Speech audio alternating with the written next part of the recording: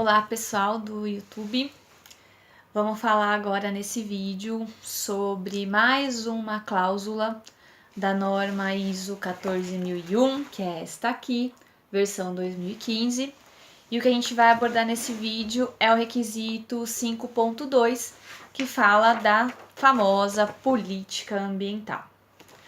A política ambiental é algo que a gente vê bastante nas empresas, em site e tudo mais, e ela que dá aí, vamos dizer assim, uma guia de como a empresa vai determinar aí também os seus objetivos, os seus indicadores e etc. A política ambiental ela tem que vir aí da alta direção. Então, a alta direção é responsável aí pela política ambiental. É importante que no processo de elaboração dessa política, a alta direção esteja presente. E quando a gente fala de política, né, política empresarial, quer dizer o quê? Que são os princípios que a empresa busca, né, onde ela está pautada, quais são aí as suas bases para toda a implantação e funcionamento de um sistema de gestão, no caso aqui, sistema de gestão ambiental. Então, no 5.2, ele fala aqui, né, que a alta direção ela deve estabelecer, implantar e manter uma política ambiental. E essa política ambiental tem alguns requisitos para que ela funcione. Primeira coisa, a política ambiental ela tem que estar baseada no propósito e no contexto da empresa. No item 4, tem um vídeo sobre isso, sobre o requisito 4, que é contexto da organização. A gente fala aí do levantamento de questões internas e externas e a empresa conhecer o seu real contexto dentro aí, junto no caso aos seus stakeholders ou que a gente chama aí de partes interessadas. Então por isso que é importante fazer todo aquele levantamento antes para depois a gente poder estabelecer uma política ambiental. O que é uma política ambiental que tem a ver com o contexto da empresa? Vou dar um exemplo. Vamos supor que eu tenho uma empresa de bebidas. A gente sabe que um dos principais recursos da indústria de bebida é a água. Então, quando eu for escrever a minha política e até no contexto, a gente tem que pensar nas questões de recursos hídricos, por exemplo. Então, é legal que conste algo sobre recurso hídrico, sobre água na política ambiental da empresa. Veja que agora a gente tem que pensar na política de forma bem específica. O que acontecia muito é a gente vamos implantar um sistema de gestão da qualidade e aí a gente vai pegar uma política que já existe, entra num site, pega uma política, só muda o nome. Aquelas políticas bem geralzona, né? Atender os requisitos legais e também minimizar as formas de poluição. E só.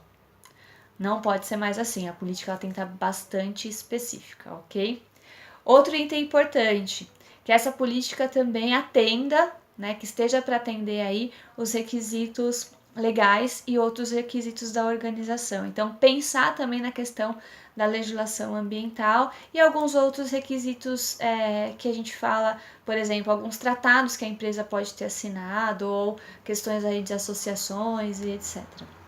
Uma outra coisa que a política fala, que é o comprometimento com a proteção do meio ambiente, incluindo, sim, a prevenção da poluição e outros compromissos específicos. O que muda aqui também? Nas outras versões da norma se fala muito de poluição ambiental.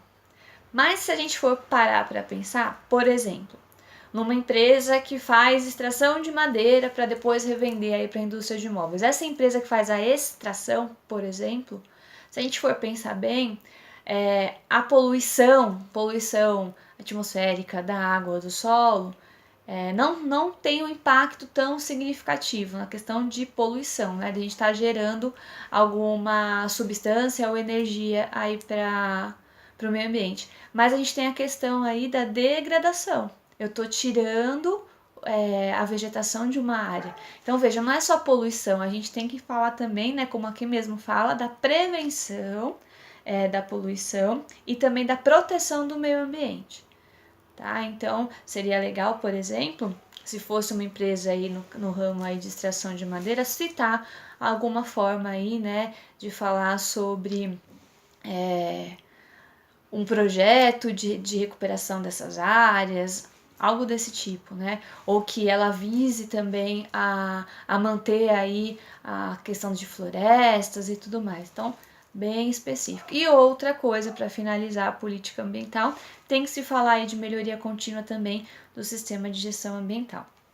E por fim, uma coisa bastante importante que está aqui no finalzinho da página da norma é que essa política ela tem que ser documentada.